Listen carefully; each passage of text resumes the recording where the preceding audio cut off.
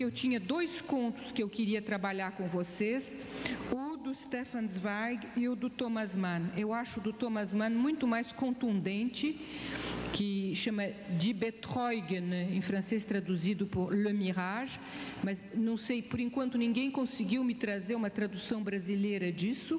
Eu vou então trabalhar o conto do Stefan Zweig, 24 horas na vida de uma mulher. Depois disso eu vou introduzir as questões da Françoise Héritier para vocês, e amanhã, nós vamos consagrar amanhã a responder a uma das categorias, que é a da feiticeira. E vocês me cobrem de arranjar um momento, porque tem 2 questões que me foram feitas aqui, que são muito importantes, que realmente teríamos que discuti-las em público. Então, eu vou dar uma... O Stefan Zweig está traduzido em português, existem 2 edições, me disseram, dos 24 horas da vida de uma mulher, portanto, isso é coisa facílima de achar em livreiro aqui. Vou então começar pelo que é fácil para vocês.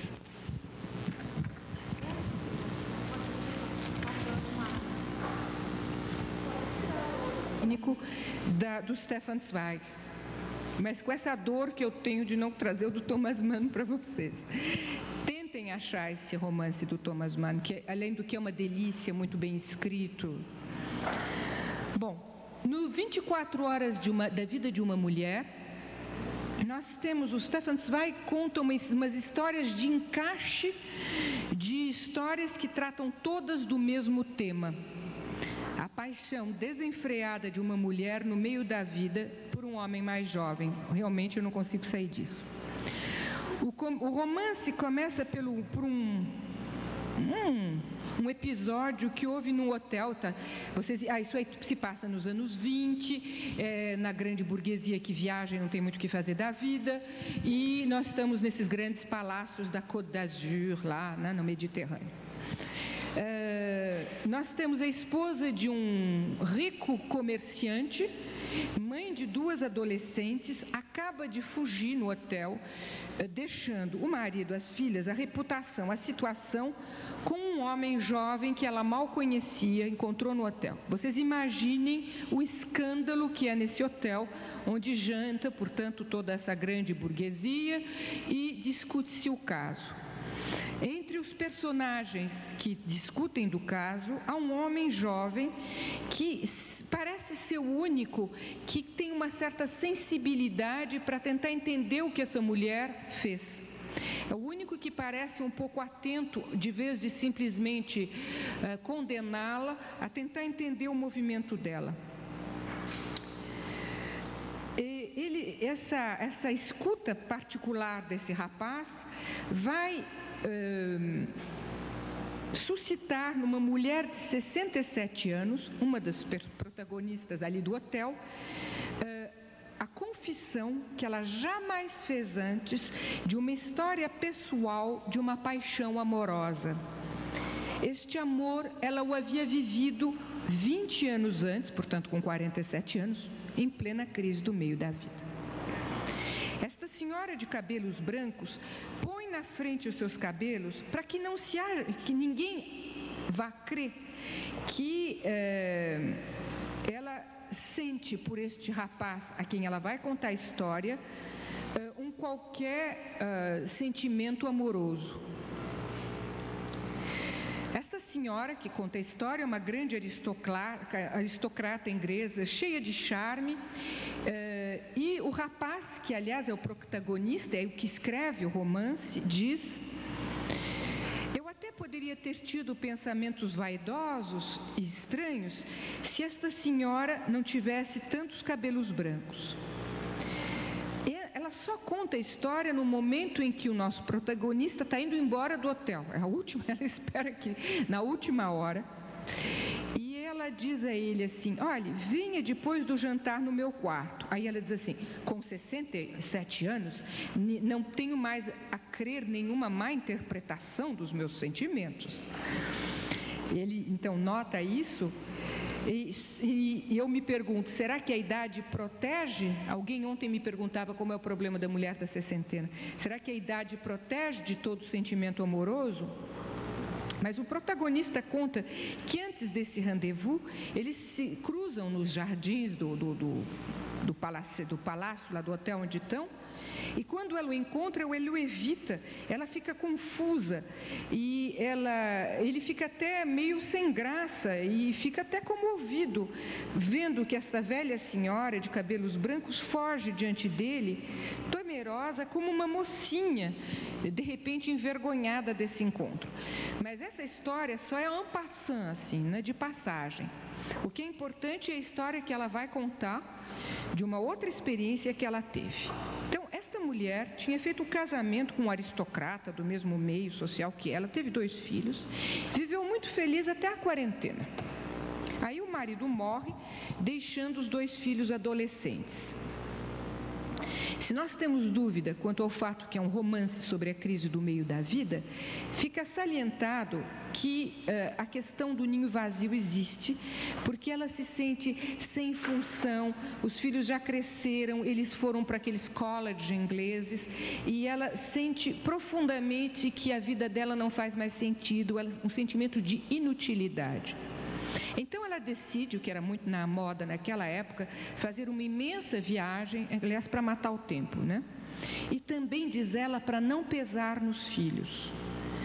Não é impossível que hajam fantasias inconscientes incestuosas nela, porque o Stefan Zweig diz que ela havia decidido viajar até o casamento dos filhos. Então ia ser uma viagem assim de anos, não é? De qualquer jeito, como eles tinham saído de casa para aqueles colleges, eles não precisavam mais dela.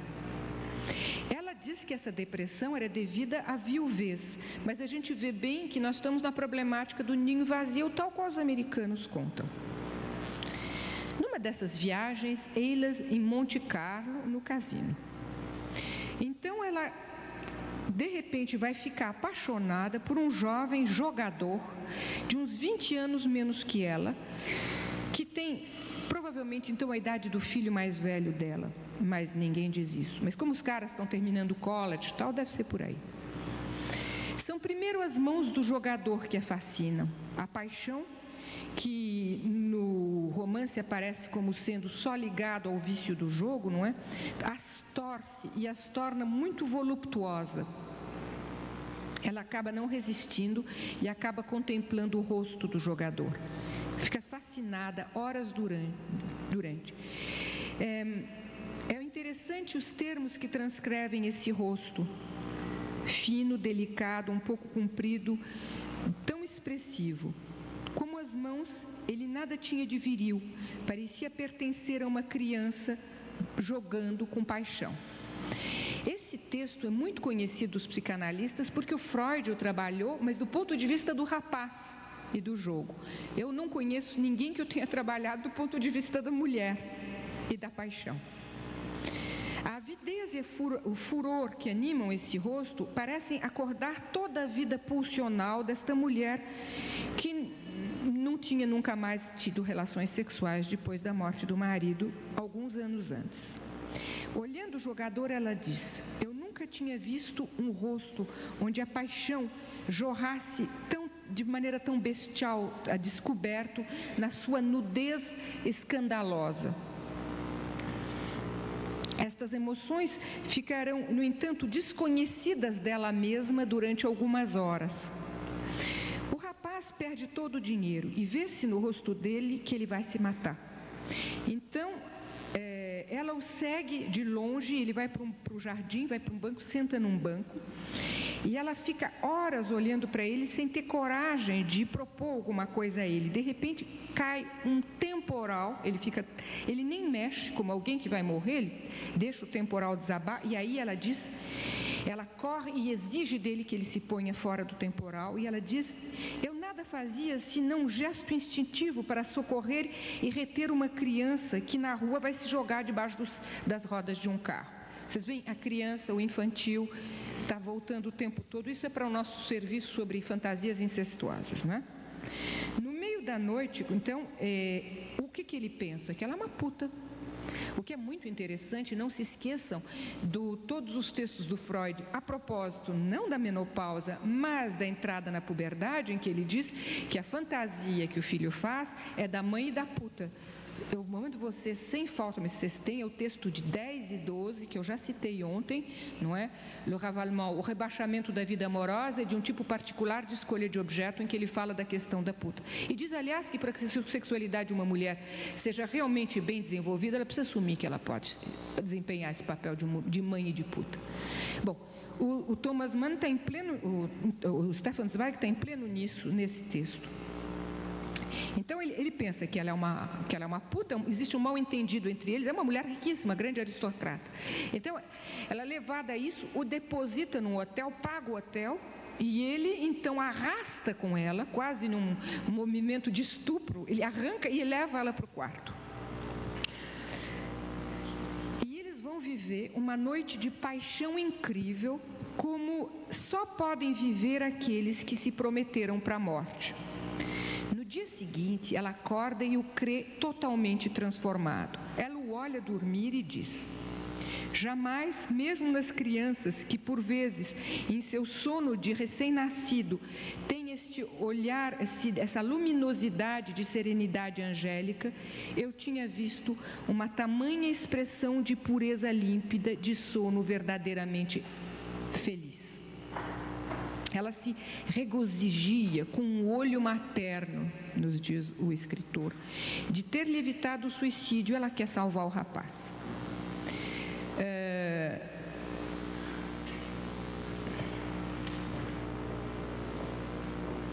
Ela tem filhos que não precisam dela, mas ela tem agora uma missão.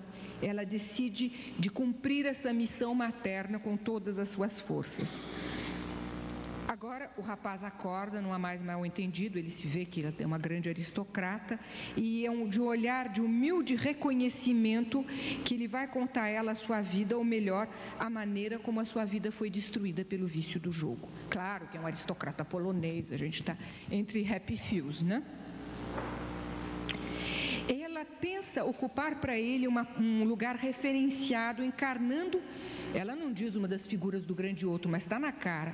Todas as metáforas têm a ver com a questão da divindade, ela é como uma espécie de virgem. Maria, ela é uma criatura na qual ele está em adoração.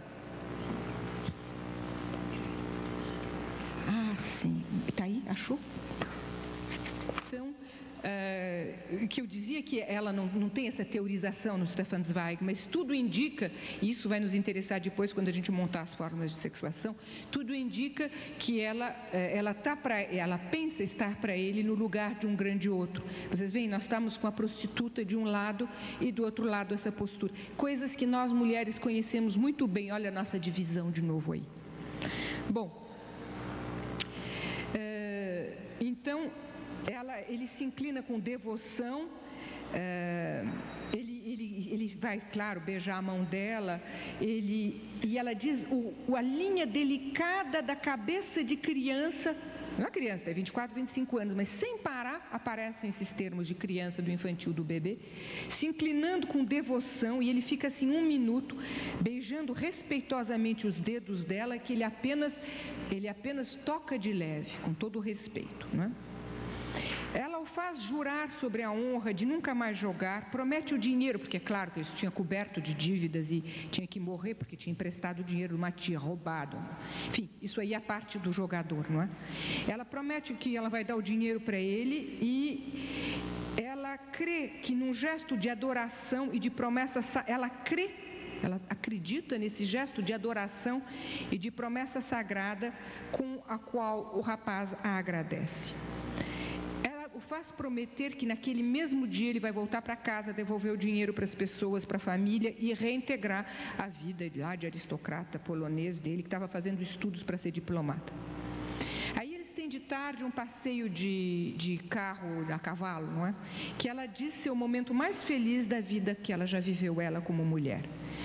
O rapaz parecia rejuvenescido, vocês veem a insistência, não é? Ele parecia ter voltado a ser um garoto, um menino brincalhão, com olhos ardentes, ao mesmo tempo cheios de respeito, e nada me encantava tanto quanto a maneira como ele era precavido, cuidadoso no trato com ela.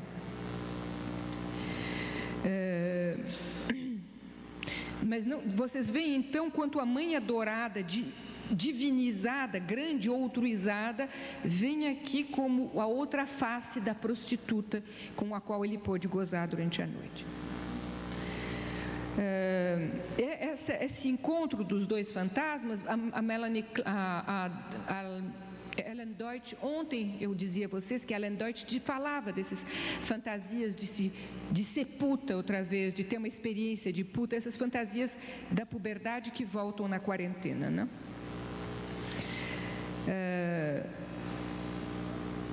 Então, nós podemos acrescer as fantasias edípicas do moço na puberdade, os da mulher-mãe adorada da menopausa, e eu vou dizer que esses elementos todos constituem aquilo que eu proponho a vocês como complexo de Jocasta. Que a gente trabalhou muito, o Édipo esqueceu de saber qual era o papel da mulher, da mulher dele, da mãe dele, nessa história. Voltemos ao conto do Zweig. Eles vão entrar numa capelinha, como ele é polonês, vocês imaginam, cheio de ardor católico, não é? Ele vai se ajoelhar e pronunciar em polonês palavras que ela não entende, e ele beija a mão dela com a ponta dos lábios, respeitosamente, e diz que agradece Deus de tê-la enviado. Só falta as asas, né? A puta de ontem, agora é um ícone, uma ícone, né? Como é que diz? Uma ícone e que o salvou para sempre. Claro que ela dá o dinheiro para ele e ela promete de dizer até logo a ele e na estação para dizer até logo. Aí quando o rapaz vai embora, ela tem uma dor muito grande. E o que ela descobre nessa dor dela? É uma decepção, a decepção que este jovem tenha ido embora com tanta docilidade, sem nenhuma tentativa para me guardar, para ficar junto comigo, que ele tenha obedecido humildemente, respeituosamente a minha primeira demanda, convidando ele para ir embora, ao invés de tentar me puxar violentamente para ele apenas me venerou como uma santa aparecida em seu caminho, e ele não sentiu que eu era uma mulher. Se esse homem tivesse me pego nos braços, se ele me tivesse pedido para segui-lo, eu teria ido embora com ele para o fim do mundo, teria desonrado o meu nome e o de meus filhos. Mas aí, quando ela se dá conta de uma paixão dessa, o que ela decide? Ela vai fazer as malas e vai-se embora atrás dele na estação, para fugir com ele, para ir embora com ele. E não sei quem aparece aí, uma prima qualquer dela aparece, que a impede de ir embora para a estação. E quando ela chega na estação, o que ela vê? O trem está indo embora. Então é uma dor imensa, um sofrimento imenso, e depois de ficar um tempão assim, horas olhando essa estação vazia, ela decide ir revisitar os lugares no qual eles viveram essa história maravilhosa juntos. Então ela começa pelo cassino. Aí ela pensa que é um pesadelo. Com horror, o que ela vê? Ei-lo lá, com as mãos febris jogando. Ele havia trazido aqui no tapete verde o dinheiro que eu lhe havia dado para voltar para casa, esquecendo toda a sua paixão. Ele tinha vindo jogá-lo na mesa, enquanto meu coração desesperado se partia por ele. Nesse momento do jogo, o rapaz tinha ganhado uma soma louca de dinheiro, bem mais que aquilo que ela havia emprestado a ele. E ele estava em prol, ele estava tomado pela paixão do jogo, que é a coisa pela qual Freud trabalhou, né? Ela tenta falar com ele, mas ele empurra ela como uma mosca, ele empurra porque ela está atrapalhando, ele está totalmente na paixão dele. Aí ela, escandalizada, lembra as promessas que ela fez a ele, quer puxá-lo para fora. Ele diz: escuta, vai embora. Aliás, você me traz azar, foi por isso que eu perdi ontem, porque você estava me olhando. Sai daqui. E como ela diz: mas escuta, o dinheiro que eu te dei. Ele diz: o que é o dinheiro? Pá, joga o dinheiro para ela. Claro que a sala, ela está falando, o cara do tapete diz: minha senhora, silêncio, minha senhora. Todo mundo pensa, ela pensa que todo mundo pensa que ela é uma puta que veio pedir o Michê. E ela morre de vergonha, é a humilhação maior que uma mulher pode sentir, e coberta de onda, de vergonha, ela se sente como um dejeto. Eu lembro a vocês que é uma das mutações possíveis do objeto causa do desejo, é nisso que eu quero que a gente use esse texto. E antes de sair do hotel, ela vai, que ela está indo para a estação, ela se lembra nesse momento com horror, que quando ela saiu do hotel para ir para a estação, esperando ainda encontrá-lo, ela tinha olhado o espelho, assim, interrogando o espelho, e ela se perguntava se assim arrumada, se nesse semblante, nessa mascarada, ela ia poder prender o olhar daquele homem pelo qual ela estava apaixonada. E ela se dá conta que ele nem a viu. Quer dizer, todo esse jogo da mascarada, ela ainda acreditava nisso como possibilidade, despencou. E a questão para ela é a vergonha. É claro que ela voltou para casa imediatamente, acabou a viagem, destrancou e nunca mais. Ela diz para o jovem interlocutor dela que ela, durante esses 20 anos, teve uma vergonha absolutamente horrível e, claro, que o que ela pensa conscientemente é de ter vivido uma história de amor durante uma noite inteira, ter tido um caso com um homem que ela mal conhecia. Mas eu penso que nós, analistas, podemos dizer que a vergonha foi de ter visto que aos olhos dele nada mais era do que um dejeto, do que o objeto pequeno A caído, vira dejeto, não investido, um objeto importuno do qual ele queria se livrar. Porque naquele momento o único objeto causa do desejo dele era o jogo. O fato que ela vai aprender alguns anos mais tarde que ele se suicidou, porque de vez acabou perdendo tanto que acabou fazendo o que ele não tinha feito naquela noite, mas isso não aliviou a blessure, a ferida da vergonha que ela tinha passado. Então, me parece que isso aí é um dos exemplos da literatura sobre a questão. A literatura sempre fala de maneira muito mais justa, talvez, do que nós das coisas. Acaba mal, né? Todas as histórias, é preciso que vocês saibam que todas as histórias na literatura acabam mal. E como eu disse a vocês, na vida real, muito menos. É o que é estranho. Por que a literatura, a ficção cinematográfica tem sempre que dar uma visão tão desastrada das experiências amorosas da mulher no meio da vida? Mas o que é interessante é que... E agora eu perdi o fio. Sim, é que essa questão de cair como dejeto. Porque... qual é o grande problema da mulher na crise do meio da vida? Eu vou começar por coisas simples que vocês todos já ouviram na clínica, para os que têm clínica. A primeira queixa que as mulheres fazem é que, de repente, elas se tornaram invisíveis, ou seja, os homens não a paqueram mais. É um momento terrível, porque há um joguinho que muitas mulheres conhecem de se reassegurar contra a identidade feminina, é que sai pela rua e os rapazes brincam, chamam, comentam e tal. E, num certo momento da vida, de repente, elas têm a impressão de se terem tornado invisíveis. Ou seja, que o fato que elas não deixem de ser o falo, e que isso é interrogado, é interpelado pelos rapazes, pelos homens, de repente parece que essa garantia não é mais dada. Eu não estou falando do olhar do grande outro do espelho, mas por essa difração desse olhar nos milhares de olhares do meio ambiente. Essa é uma queixa muito engraçada, porque... Enfim, melhor achar engraçado. É uma queixa que não deixa de ser seu interesse, porque nós a encontramos, inclusive, nas mulheres de grande sucesso. A Vera Fischer não deve acontecer, porque o pessoal reconhece ela como Vera Fischer, então, como ela é a Vera Fischer. Mas as mulheres que têm tanto sucesso quanto na área profissional, quando elas saem da área profissional e atravessam as ruas e vão, elas se queixam todas.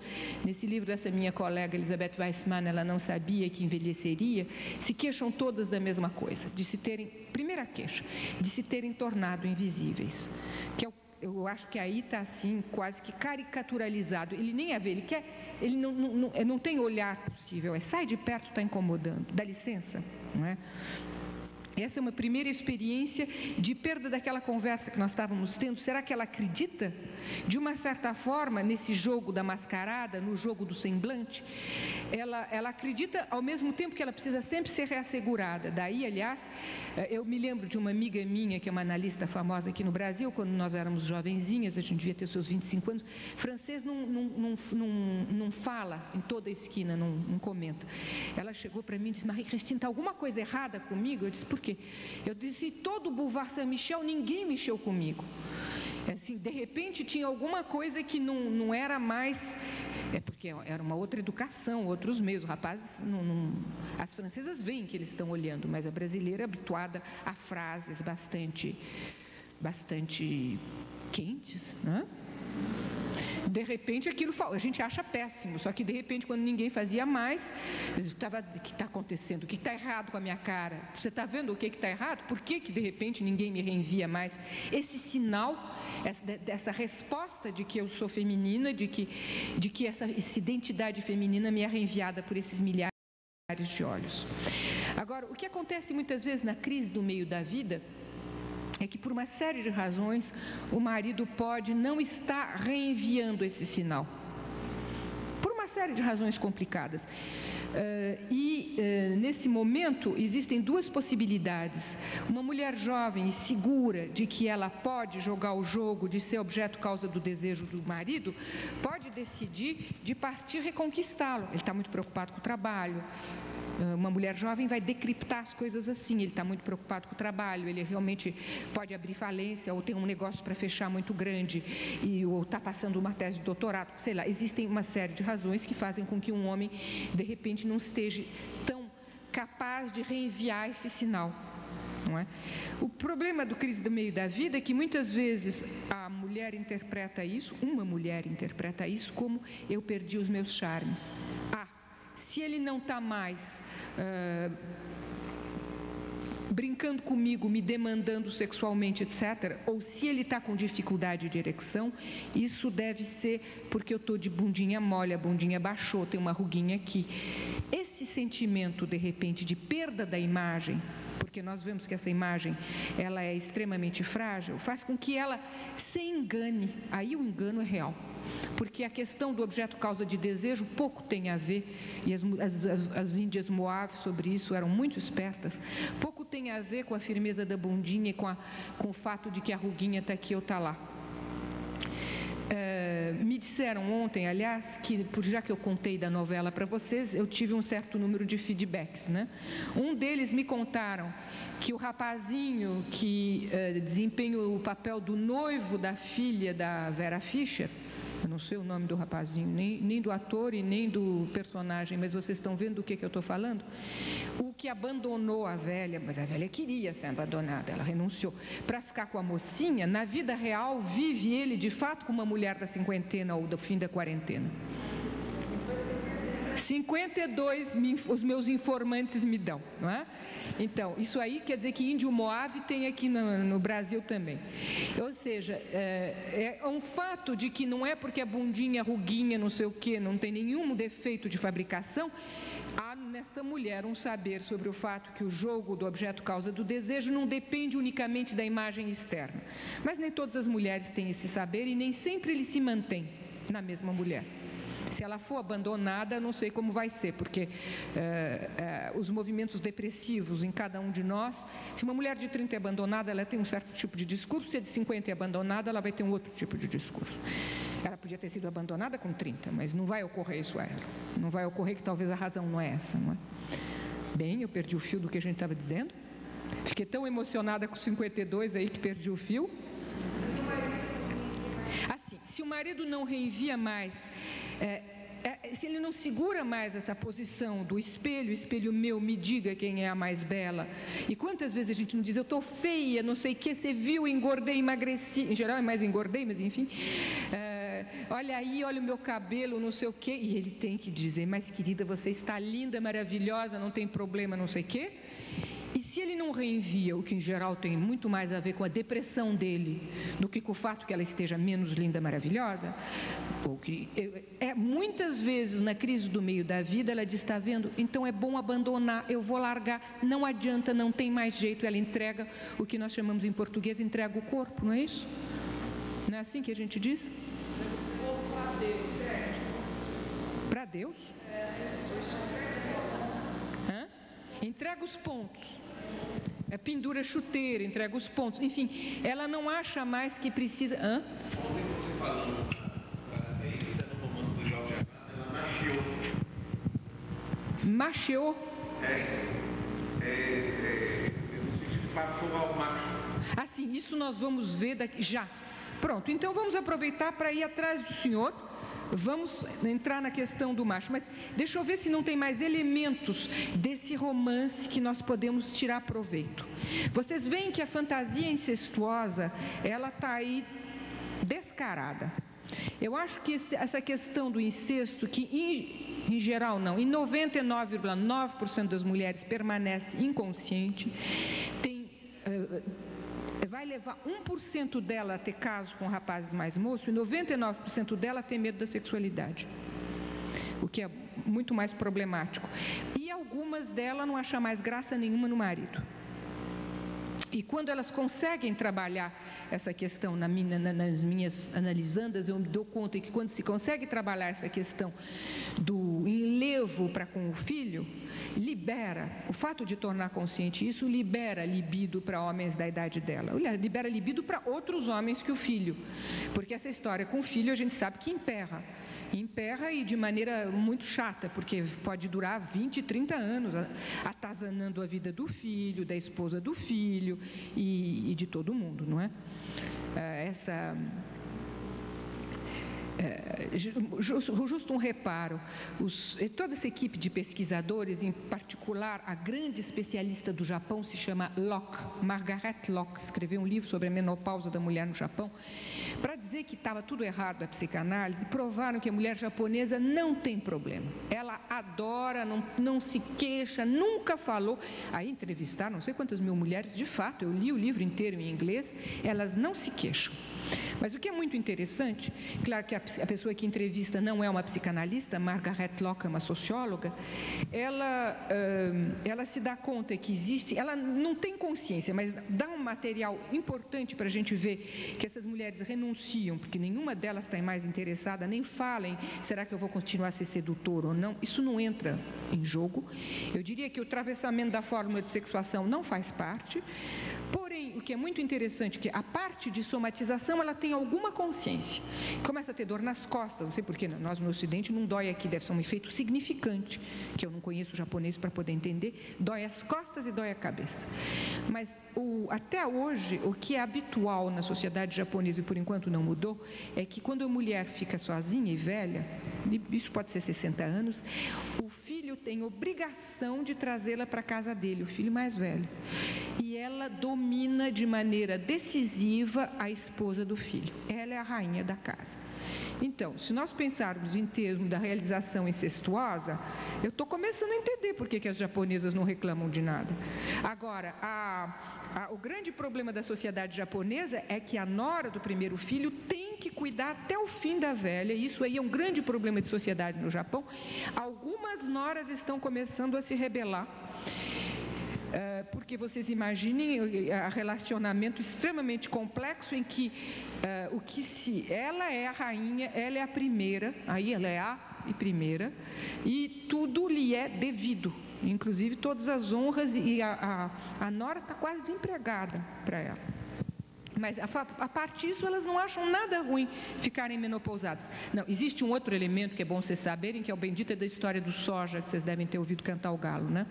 A alimentação japonesa é muito baseada em soja. Hoje nós sabemos que tem fitoestrogênio dentro e, portanto, as mulheres japonesas têm uma fonte de fitoestrogênio que faz com que, de fato, o estrógeno falta menos a elas, o que dá uma série de características. A pele enruga muito mais tarde na japonesa e, de fato, não tem... Eu não falei muito dos problemas fisiológicos da menopausa, mas a gente sabe que aqueles, eu não sei como é que diz, buffet de chaleur, aquela... fogachos, e não tem fogacho de fato praticamente, mas isso o fitoestrógeno de fato é responsável. Mas a não dor da crise do meio da vida, a não dor psíquica, talvez tenha a ver com essa questão da realização incestuosa completamente inconsciente. Imagina, ninguém está a par, não é? O que nós podíamos tirar mais a respeito desse conto, eu acho, é a fragilidade da mulher enquanto objeto causa de desejo. Se eu sou objeto, eu posso ser dejeto, eu posso cair, despencar, como ela se sente despencada, porque o objeto causa de desejo, ele vive, e esse é o problema de estar no lugar do objeto pequeno a, é que ele só se sustenta do investimento do olhar fala, mas pelo menos às vezes o olhar fala, é o caso de dizer, em que há um investimento fálico desse objeto pequeno a. A partir do momento em que o investimento cai, é o dejeto. Eu vejo isso muito, aliás, nos bebês que tiveram um passado autístico, quando a gente começa a investi-los, qualquer perda de investimento é dejeto, a tal ponto que eles se identificam às vezes com o cocô na privada e tem medo que a gente puxe a descarga como se fossem eles partir. Quer dizer, essa noção de ser dejeto é alguma coisa que eles experimentam com muita violência. Então, é um fato que, aliás, é uma das causas das mulheres terem por vezes medo de jogar o jogo da mascarada e da feminilidade, e é muito mais fácil para aquelas cuja identificação viril com o pai é assegurada, porque nessa identificação viril, se o meu jogo da mascarada não funcionar, o meu ser profundo não vira dejeto, porque eu me seguro na minha identificação com meu pai. Então, isso faz com que muitas vezes, espantosamente, sejam as mulheres que têm uma melhor identificação com o pai, e que tem, aliás, uma realização fálica que não é duvidosa para elas nessa identificação, que se permitem com mais tranquilidade jogar o jogo da mascarada, porque elas são menos ameaçadas pelo perigo de virarem dejeto. Mas vocês veem também essa divisão entre o lugar de grande outro, que ela se imagina, e que podia até ter tido para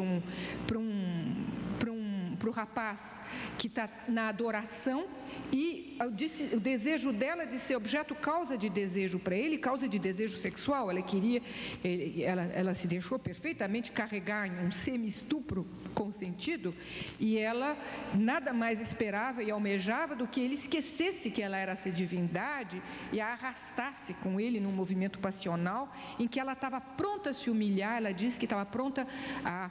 Imagina, seguir um rapaz assim, portanto, nós estamos nos anos 20, não se esqueçam, põe em jogo tanto a fama dela, o lugar de aristocrata dela, como ela iria humilhar os próprios filhos. Imagina a mãe que fugiu com o rapaz. Isso não se faz naquela época, né? Até hoje, aliás, na literatura isso não se faz. Bom, então eu acho que talvez é um exemplo interessante dessa divisão também, não é? Entre essas duas posições e esse desejo dela de poder, que aparece de uma maneira freudiana no texto, no sentido da a puta e a mãe adorada, não é? Dela querer também ser reconhecida como puta, como objeto causa de desejo, que tem a ver com o que eu contava a vocês da tal esposa que aceita se vestir de puta, enfim, botar aquelas coisas que vocês me explicaram que eu não lembro, a cinta liga, e de botar as meias pretas com buraquinho e toda aquela história, de jogar esse jogo, não é? Bom, eu comecei a ficar... o quê? É 11? Vocês querem que eu vou entrar na questão dos 3 destinos possíveis para a mulher depois da menopausa, segundo a antropologia.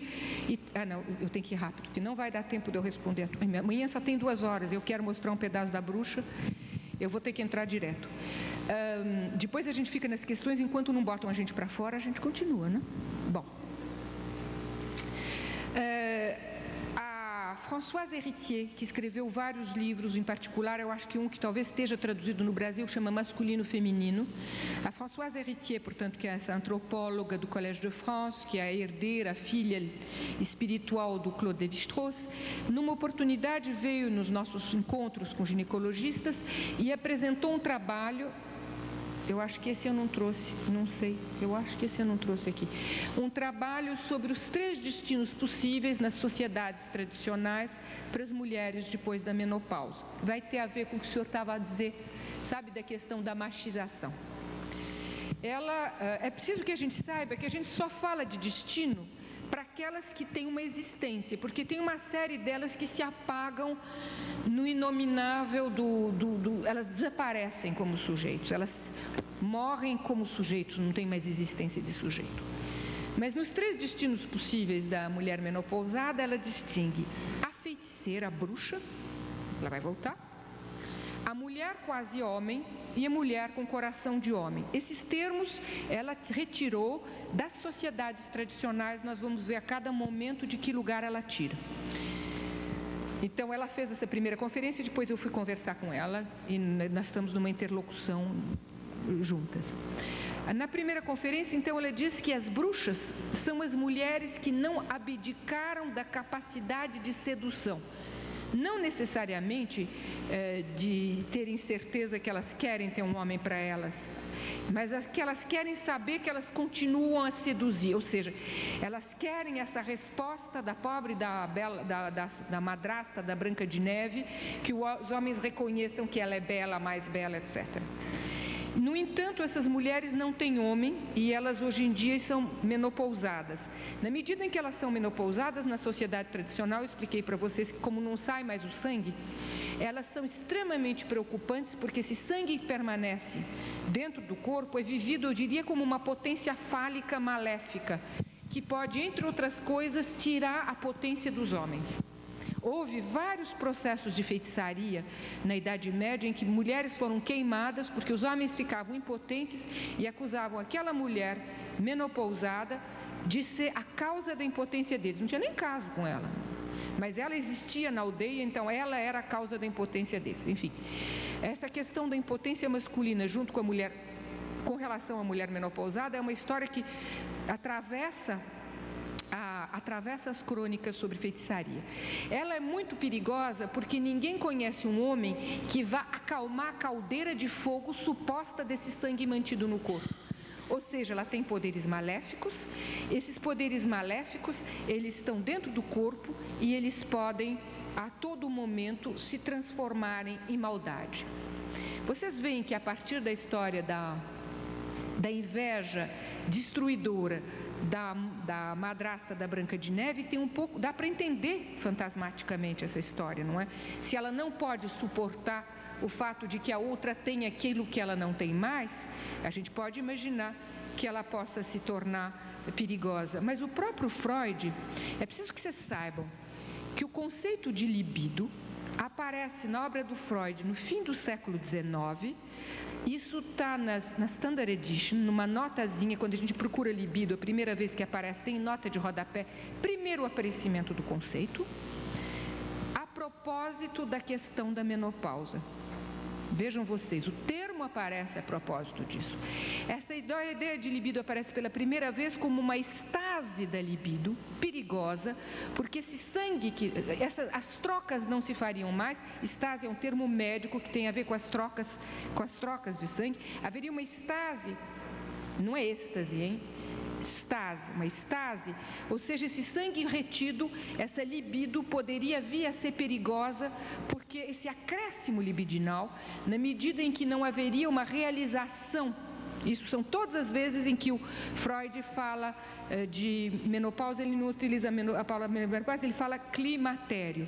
Peguem na Standard Edition, climatério, vocês vão ter imediatamente todas as referências do Freud. É que essa estase, portanto, do sangue, foi aí que apareceu o termo de libido, ela vai produzir um acréscimo interno, como ele não pode se realizar eroticamente, sexualmente, vai haver uma regressão, e essa regressão pode induzir movimentos agressivos, movimentos violentos agressivos. Essa regressão pode produzir esses movimentos agressivos. Então é para dizer que essa história de bruxaria não é gente primitiva que não pensa. O Freud, sem falar no termo de bruxa, ele gira em torno de coisas que não estão tão longe. É isso que eu queria dizer a vocês. Nós vamos amanhã ver uma bruxa moderna, que é a Glenn Close, nos 101 Dálmatas, que é uma mulher que já tem metade do cabelo branco e metade do cabelo preto. Para a gente datar a idade dela, a gente já vê, né? Só tem metade do cabelo branco, mas já tem metade do cabelo. Bom, mas eu queria falar dos dois outros casos que a Françoise Héritier propõe. O primeiro, eu vou descartar mais depressa, ainda que a Simone de Beauvoir seja um caso interessantíssimo, porque ela vai passar de um para o outro. Se der tempo, eu vou querer retomar a história da Simone de Beauvoir com vocês. O segundo caso, as mulheres quase homens. Estamos em sociedades primitivas, ela descreve sociedades africanas, é uma antropóloga, tá? Essas mulheres quase homens são, em sociedades africanas, mulheres de poder. A feiticeira também. Mulher que não tem poder na cinquentena, ela deixa de existir. Mulheres de poder, esse poder em geral se mede em termos de cavalo ou terra, depende do grupo. E essas mulheres de poder na cinquentena, viúvas, não tem mais marido, elas vão casar com uma outra mulher. Não tem nada de homossexualidade agida nisso. Elas não trepam com essa outra mulher. Mas essa mulher rende a elas todas as homenagens, aliás, várias outras mulheres, rende a elas todas as homenagens devidas ao marido, cuidam como de um marido, e ela paga um empregado, o qual vai ser o inseminador dessas mulheres. E essas mulheres vão ter filhos que reconhecem como mães as mães biológicas e como pai estas mulheres quase homens, ou seja, elas fundam uma paternidade e os filhos se reconhecem como filhos numa filiação dessas mulheres, ou seja, há uma paternidade em jogo, não sei se dá para me entender. Antes de passar para as mulheres de coração de homem, claro que no meu debate com a Françoise Héritier, ela diz, já que você está trabalhando as questões da menopausa, veja se você encontra nas sociedades complexas que é a nossa, se nós encontramos as mesmas categorias. Encontrei mulheres quase homem. Vou dar dois casos a vocês, depois eu vou falar da Simone de Beauvoir no fim da vida. O primeiro caso mais conhecido das psicanalistas aqui é a Melanie Klein. Na segunda parte da vida dela, nós não conhecemos nenhum caso dela, o Phyllis Grosskurt não conta nenhum caso dela com homens. No entanto, quem aqui no sul da América do Sul não encontrou kleinianos? Quanta gente não se diz kleiniana? Ou seja, reconhece não uma maternidade, quando você carrega o nome, é uma obra fálica, em que os filhos, aliás, o Jones é kleiniano, e uma série de kleinianos, quando eu estava em São Paulo, a gente era kleiniano, as pessoas eram kleinianas. Ou seja, ela funda uma paternidade que, através da obra, não é uma obra de carne, é uma obra de espírito, mas é da mesma ordem, em que vai haver uma filiação na obra dela, que é uma escrita, eu diria, de tipo fálico. Existem escritas de tipo feminino. A escrita pós-menopausa da Melanie Klein, quando ela funda uma teoria com a qual todo mundo tem que algum momento se confrontar, é uma escrita de tipo masculina, porque ela funda uma escola de pensamento.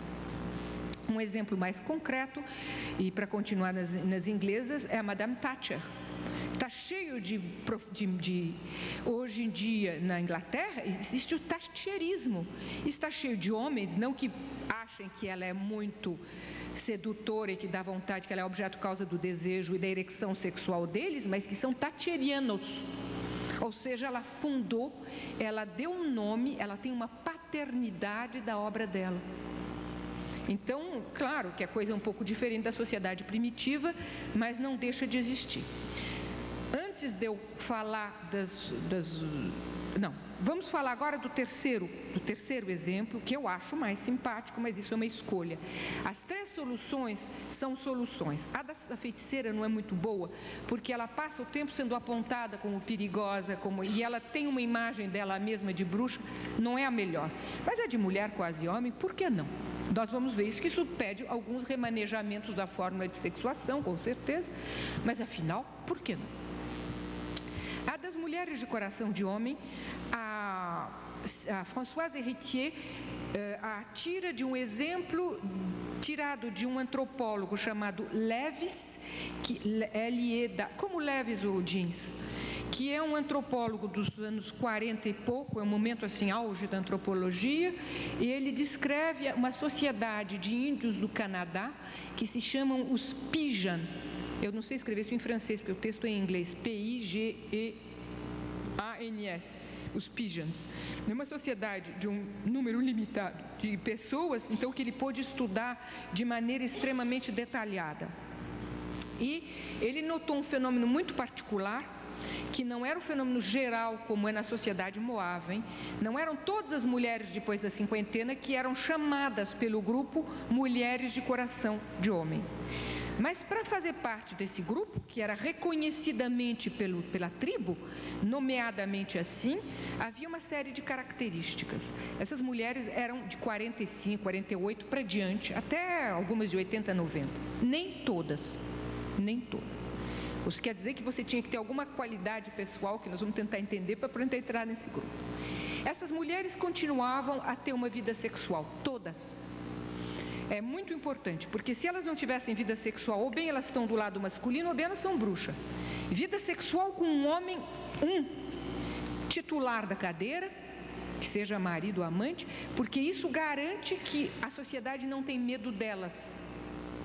Porque elas continuam reivindicando o fato de serem, então, muito bonitas, elas são muito arrumadas, até as de 80 anos, arrumadíssimas, lindíssimas, assim, se pavaneando. Mas, no entanto, esse coração de homem é importante porque elas, e não as outras do grupo, se põem a desempenhar papéis de homem também na sociedade. Elas têm, olha a divisão, elas mantêm a divisão. Agora, é uma sociedade extremamente patriarcal, a sociedade Pijan. Então, enquanto as mulheres são mulheres, nada delas terem poder de fala, poder de poder fazer os ritos solares são importantes na sociedade Pijan. Elas não podem, nas reuniões para decisão da comunidade, darem palpite, nada. A partir dessa idade, uma parte dentro delas passa a poder, e uma parte dentro delas que passa a poder também guarda todos os traços de feminilidade e alguma coisa que o antropólogo nota, pelo contrário, se reconhece a elas um interesse muito marcado pelas atividades sexuais. Mas elas não assustam ninguém porque elas têm um homem. O que é interessante é que 70% dentre elas, todas têm companheiro, todas. Tem parceiros que têm entre 5 e 25 anos de menos que ela. É dito em passant, mas 30% têm parceiros da mesma idade. O que é muito divertido também, que a Françoise Héritier me disse que você é psicanalista, note o que o antropólogo diz, que todas elas contam que tinham sido a preferida do pai.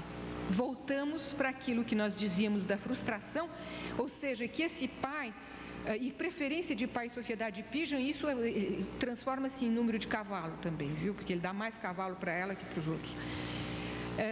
É um amor que tem tradução material, o que faz com que elas tenham poder.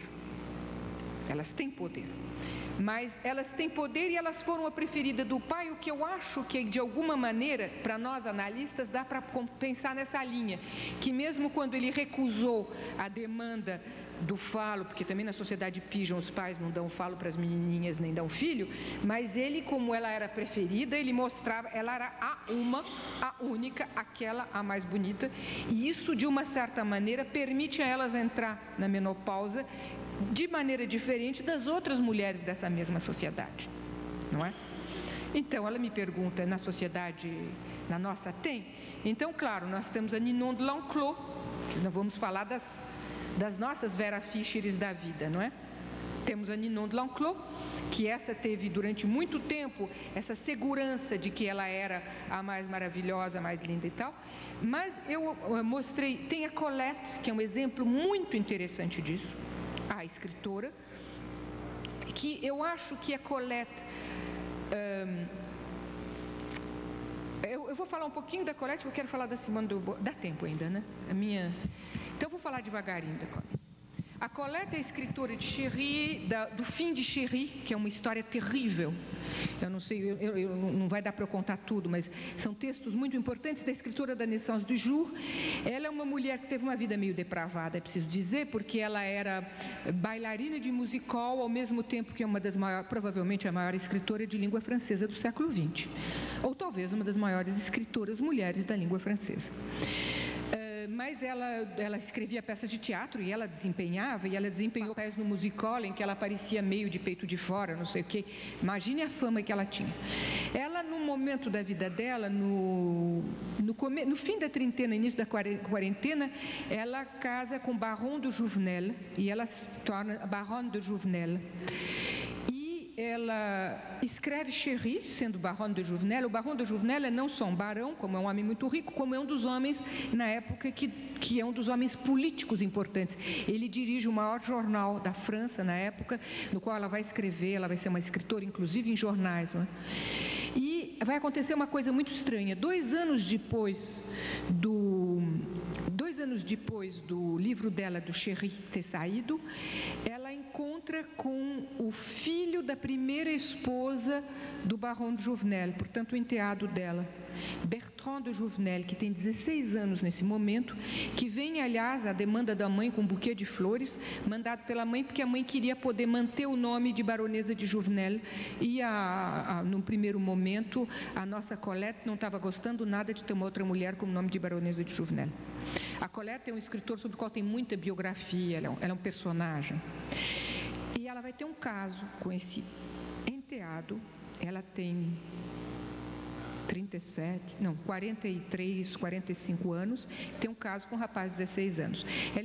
Tem um filme que foi feito sobre essa história, ele escreveu um livro que se chama Le blé en herbe, o trigo em erva. Foi feito um filme sobre isso, onde você tem a história da experiência sexual de um mocinho.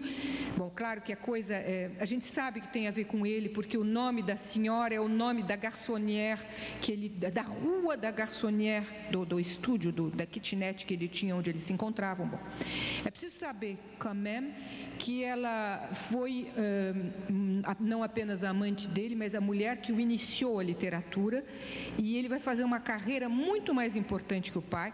Claro que quando a família descobre é um caos. O pai, enquanto isso, tinha 50 mil amantes, não se preocupem por ele, viu? Ele era amante de todas as princesas e não sei o que desse mundo, isso era Bom, mas é claro que quando a família descobre, tanto a mãe desse rapaz quanto o pai vão fazer tudo para separar os dois. A história durou uns 5, 6 anos. Ele vai, nas memórias dele, ele vai ser professor na Harvard, ele vai ter uma carreira imensa de escritor, de político, de politólogo. Ele deixou uma obra, quando a gente pega na Biblioteca Nacional a obra de Bertrand de Jouvenel, é uma coisa... E ele diz na biografia dele que ele deve absolutamente a ela, de tê-lo iniciado a literatura, de tê-lo feito escrever, a função fálica, no fundo, o pai espiritual dele é essa mulher. Aliás, vocês veem que engraçado, eu estou dizendo o pai espiritual dele, não é só uma coisa na qual ela abre esse rapazinho que era magrinho, meio anorético, e ela faz ele descobrir a sensualidade, o sol, o prazer de comer e uma série de coisas, e também o prazer de comer no outro sentido da palavra, mas ele descobre com ela também toda a literatura escrita, e ela que faz dele o grande escritor e o grande pensador que ele foi. Então ela não estragou tanto, mas eu fico apavorada quando eu penso na história. Mas enfim, não é exemplo para ninguém. Mas o que é interessante a respeito de como ser objeto A causa do desejo. Ela foi uma mulher bastante bonita, tem muita foto dela no musical. Ela era baixinha, meio redondinha, mas até tudo bem. Mas quando ela encontra com ele, ela tem uma bunda desse tamanho, ela pesa 87 quilos e ela é uma baixotinha. E tudo na bunda, não é nenhuma flor assim maravilhosa que... Mas ela tem uma puta confiança nela, isso é um fato. Ela fez 500 regimes quando encontrou com ele, fez todos os tratamentos que existiam na época, não sei o que, para tentar, ficou melhorzinha, disse que perdeu 5, 6 quilos, 7 quilos, mas com os 87, né? Não era nenhuma beleza, né? Mas enfim, o que é muito interessante, onde é que vai o objeto A causa de desejo e como seriam para a mulher na segunda fase da vida os charmes possíveis? Bom, eles se separam uma primeira vez porque arrumaram uma noiva para ele. No fim, ela diz pela primeira vez da vida, joga um papelzinho da janela dizendo eu te amo, o cara volta, joga a noiva no lixo. E volta-se uma segunda história em que eles vão arrumar uma outra moça para ele, que é a maravilhosa, com a qual ele começa a aceitar, principalmente que a relação deles já está começando a se esgotar. Ela está meio furiosa, porque ele está começando a ter uma carreira muito interessante profissionalmente, escapando. Não está uma situação um pouco difícil entre eles, e ele realmente se interessa muito por essa moça. Eles têm uma discussão uma noite inteira e chegam os dois à conclusão que ele vai casar, acabou entre eles, pronto.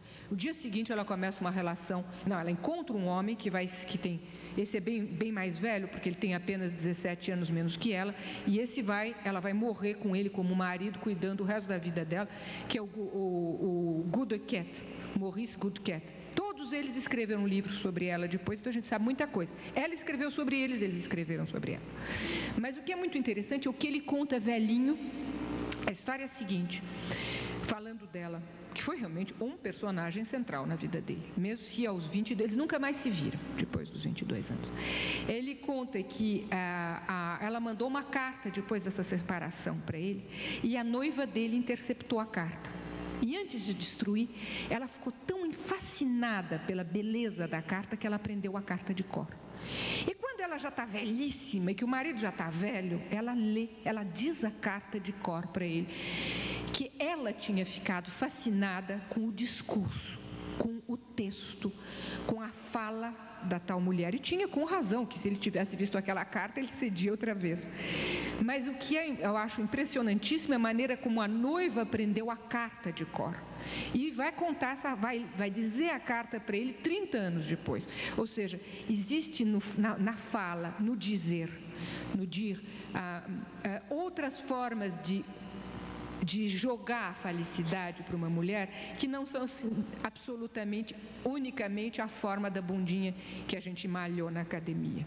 No caso dela, eu garanto que a bundinha dela não tinha academia que desse conta. Enfim, porque assim nós estamos na mulher de coração de homem, não é? Então, é interessante porque toda a relação dela com o Goodcat, no começo, é um judeu grande negociante de, eu não sei se é pérola ou diamante, mas ele vai perder a fortuna dele num dado momento, de vez de refazê-la, ela está no auge da carreira, ela é um personagem, a gente tem que falar no masculino, não é? É um escritor, mesmo se o estilo da Colette permanece extremamente feminino, e ele vai se dedicar a ser o marido dela, a cuidar dela, e quando ela morre, ele é o legatário testamentário da obra dela.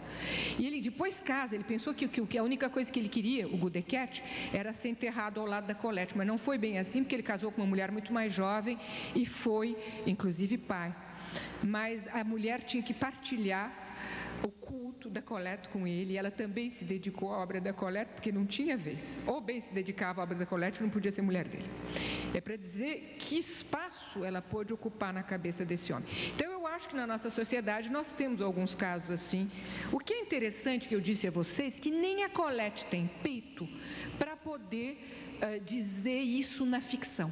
Na ficção, quando ela está há 2 anos já com o Goodcat, que eles estão morando juntos, ela escreve um livro lindo que chama Nascimento do Dia, que eu aconselho a vocês, que ela conta, é o início de Saint-Tropez, a gracinha, ela tem uma fazenda, ela comprou uma fazendinha ali em Saint-Tropez, vocês veem todos os escritores, não sei o quê. Ela fala, ela é uma mulher que gosta, tem uma relação de sensualidade com a natureza, com comida, com cheiro, com mar, é uma delícia o texto. E aparece na história dessa mulher da cinquentena, que é o personagem, um homem 20 anos ou 15 anos mais moço que ela, que inclusive tem uma moça mais jovem paquerando, e ele se interessa só por ela.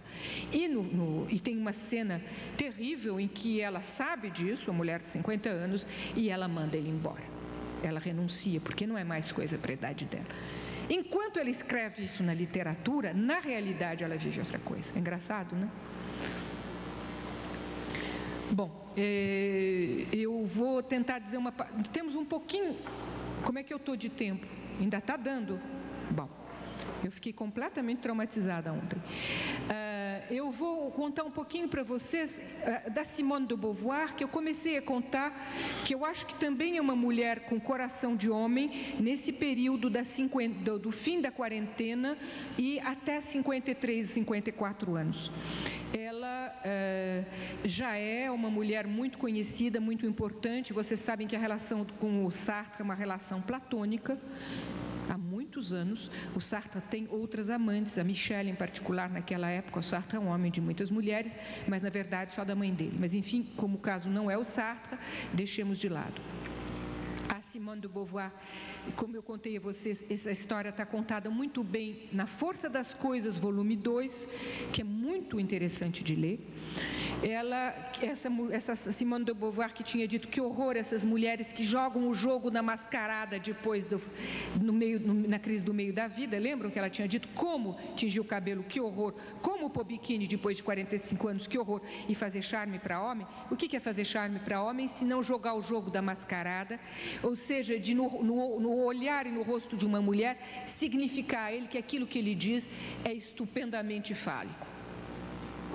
A partir do que ele pode ser estupendamente fálico na cama também, mas se ele não vir isso na cara de uma mulher, depois dos 50 ele arrisca ter algum problema. Enfim, então esse jogo todo ela vai ter de novo na vida dela com o Lanzmann. O que é muito engraçado é que o grande biógrafo dela, que é um americano, cujo nome me escapa agora, Beir Dreidler, esse que é o grande biógrafo da Simone de Beauvoir, ele precisa, é bem homem, explicar que como ela tinha tido uma história amorosa muito dolorosa com o poeta, o escritor americano, alguns anos antes, ela fizeram um regime para encontrar o escritor. Quando ela voltou, ela ficou muito deprimida, ela tinha perdido 4 quilos, ela nunca tinha sido tão magra da vida dela, e que além do que, então, que ela estava numa forma física, quando ela o encontra, nunca tinha sido tão boa, e que além do que ela usava uns vestidos mexicanos super coloridos, então que ela estava realmente no auge da beleza dela, e que além do que ela não aparentava a idade. É muito interessante que um autor, homem, precisa, para justificar o início dessa relação, ter todo um texto sobre isso, não é? Eu contei a vocês que eles vão morar juntos durante 6 anos, 5, 6 anos, o casal durou mais 2 anos e depois acabou. A maneira como acabou é muito interessante, porque não é porque ela ficou velha, ele de fato casou com uma mais moça e teve um filho, mas eu acho que é muito mais complicado do que de repente ele cansou da velha. Vocês vão ver. Mas então, nesse primeiro momento em que ela é uma mulher a coração de homem, ela faz parte então do conselho da revista Le Temps Moderne. Eles têm uma atividade política muito grande, além de uma atividade intelectual. Ele escreve muito. Ele conta a primeira noite, ele foi entrevistado, ele nunca publicou sobre isso, mas ele foi entrevistado por esse biógrafo americano. Ele conta que ele foi então para a casa dela na primeira noite, depois deles saírem, começarem o caso entre eles.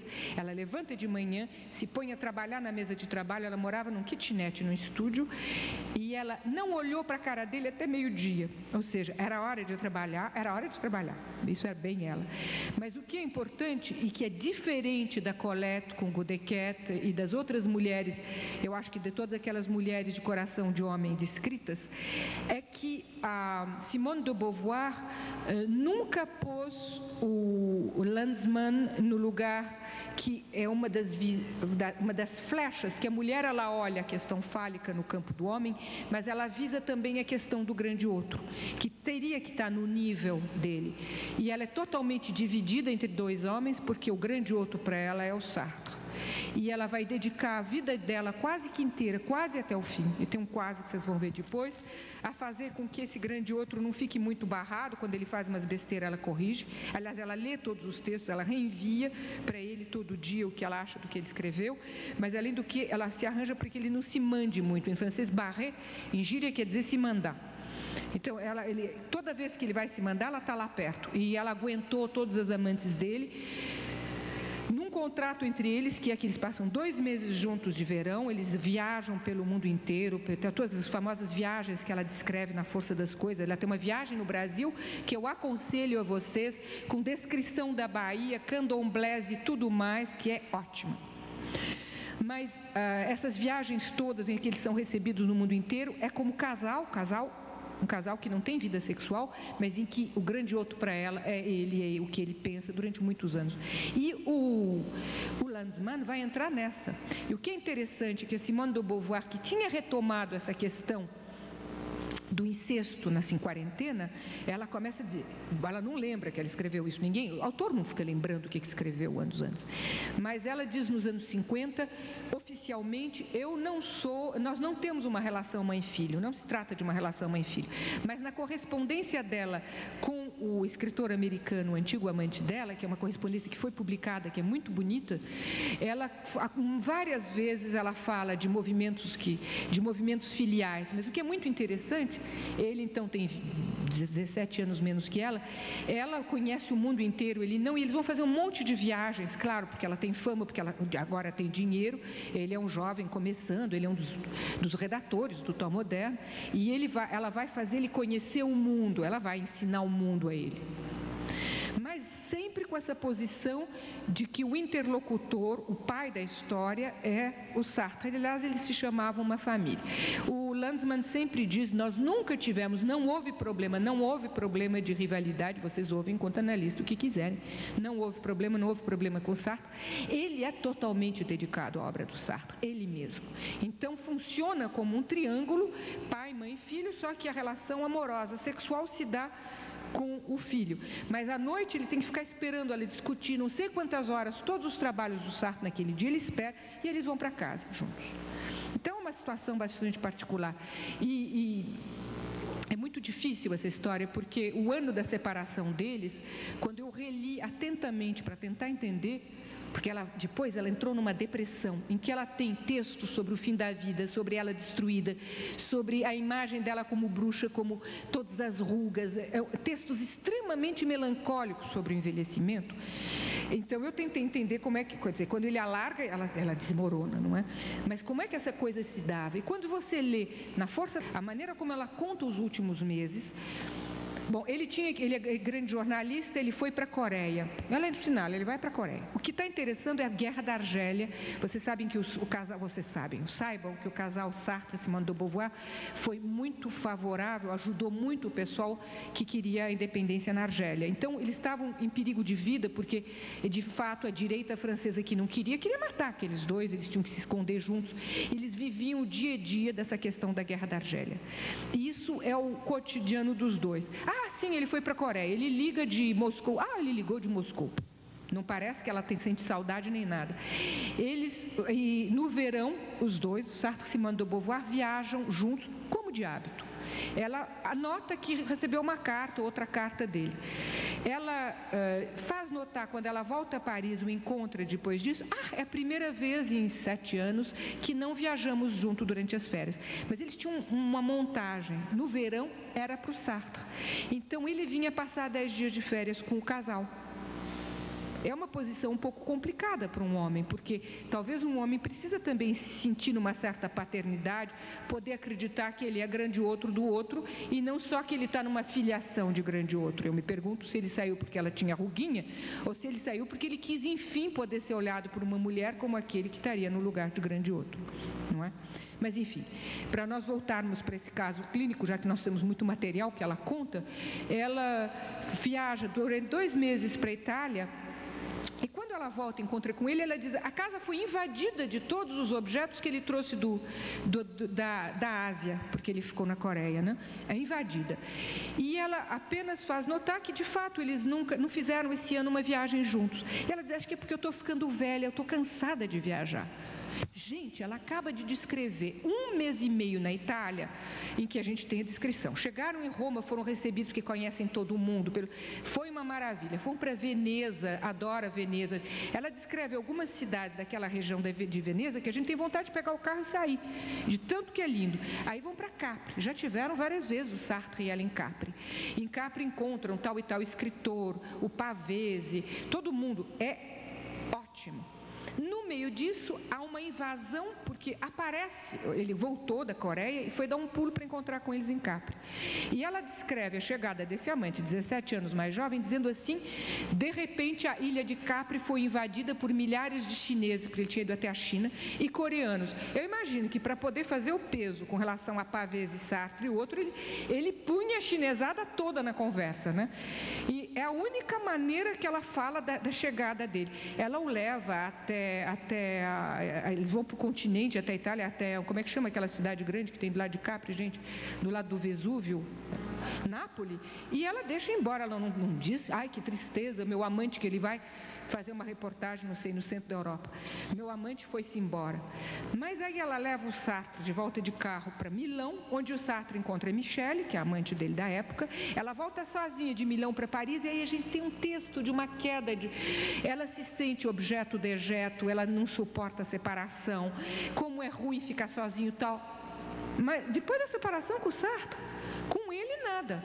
Bom, depois disso o Sartre teve uma ameaça de infarto, então ela só viveu em função dele em setembro, outubro, e quando o Sartre se salva, o que despencou foi o casal dela. Enfim, ela vai passar 5 anos de uma depressão em que ela nos dá os mais bonitos textos que eu jamais vi sobre a questão da crise do meio da vida, esse movimento melancólico. Eu não sei, eu tenho tempo para contar para vocês um pouco. Deixa eu ver se eu...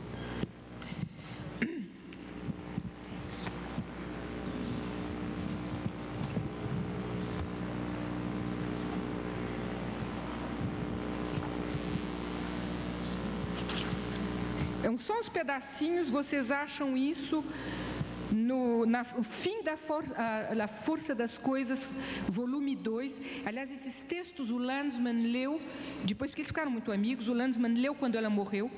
Ele comprou um túmulo ao lado do túmulo do Sartre para agradá-la, e ele leu esses textos junto a ele. Eu vou ver se eu acho um pouquinho de...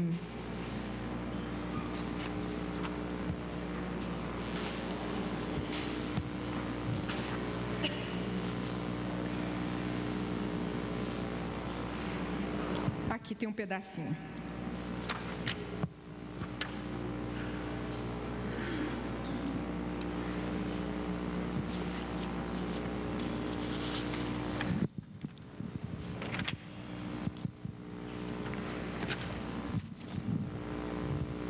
Perda da imagem e melancolia. Deixa eu ver se eu acho aqui.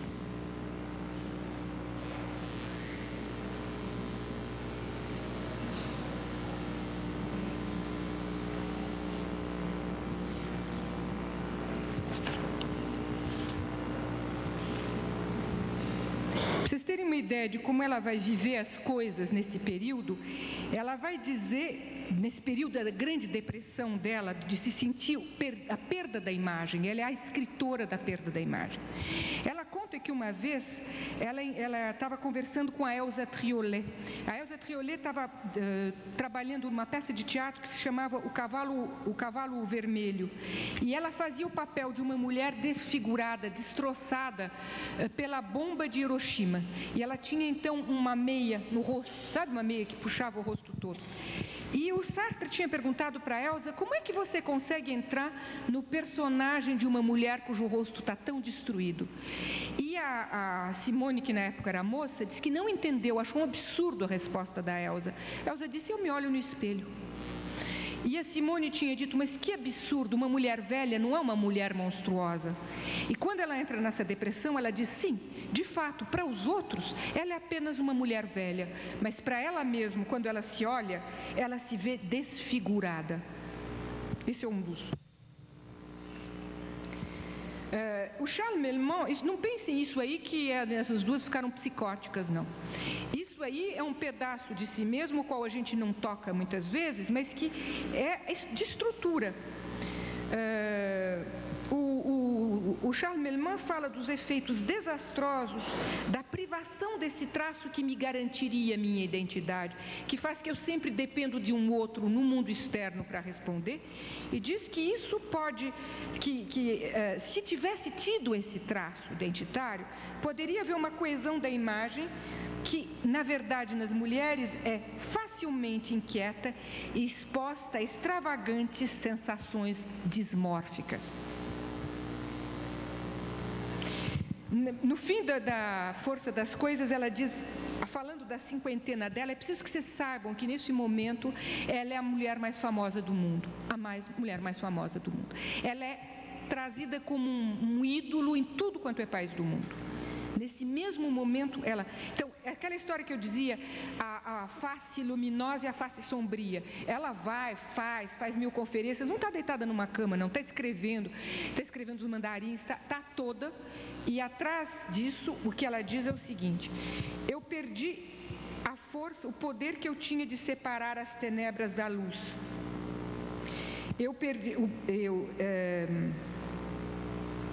A morte não está mais numa aventura brutal longínqua, ela assombra meu sono.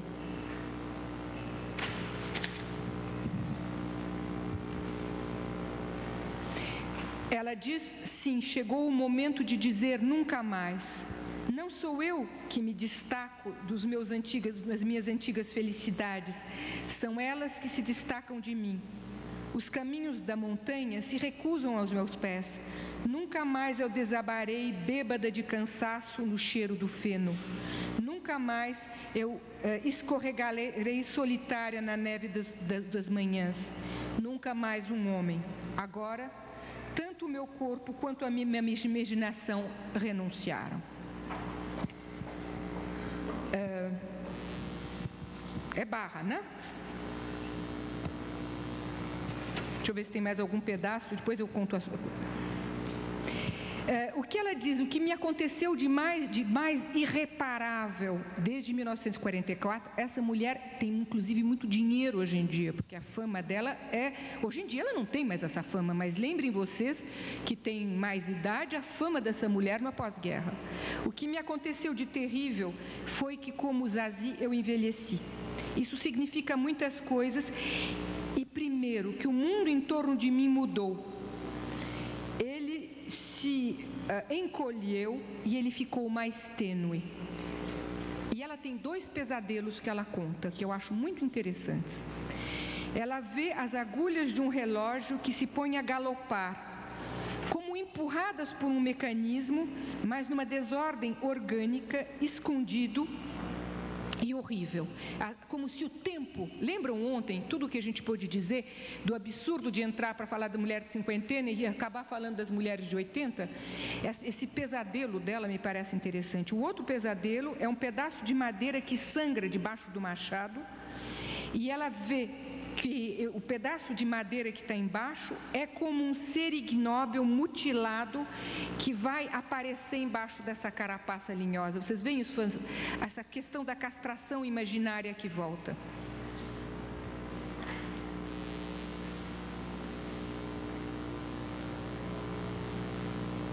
Ela tem uma outra ideia que eu acho, ela tem uma coragem. Imagina quando que uma paciente ia ousar dizer coisa assim para o analista dela, que em geral o analista, a primeira coisa é que ele também não quer ouvir falar desses movimentos de desarvoramento e de perda. Se a analisanda que sente que o analista não quer ouvir, vai ficar quieto porque não quer também que o analista pense que ela enlouqueceu. Ela não teve nenhum movimento esquizofrênico, ela simplesmente tem um contato de artista, de escritora com ela mesma, que faz com que ela descreve uma psicopatologia da vida cotidiana. Em nenhum momento desses ela foi parar no hospital. É simplesmente uma possibilidade de tocar nesse movimento depressivo. Eu vivi tensa em direção ao futuro e agora eu me recapitulo no passado. Parece que o presente, esse foi escamoteado. Eu pensei durante anos que a minha obra estava diante de mim, e ela que está atrás. Imagina, escrever um monte de livro depois. Mas é uma vivência desse momento da vida dela, não é? Em nenhum momento isso ocorreu. Parece que é como o que se chama em matemática um corte. Esse número que não cabe em nenhuma das 2 séries que a separa. É assim que ela descreve a crise do meio, esse momento da crise do meio da vida para ela. Achei bonito, né? Inclusive em termos dos nossos modelos. Mesmo se é meio assustador, eu não vou continuar muito não, porque eu tenho a última coisa sobre o rosto. E eu vou dizer, a continuação é menos desastrosa, porque ela vira mulher quase homem, mas eu vou contar para vocês. Muitas vezes eu paro atarantada diante desta coisa incrível que me serve de rosto. Gente, vocês viram foto de Simone, ela nunca virou nenhum bicho horroroso, hein? Enquanto eu pude olhar meu rosto sem desprazer, eu esquecia ele. Ele ia de si, era um fato.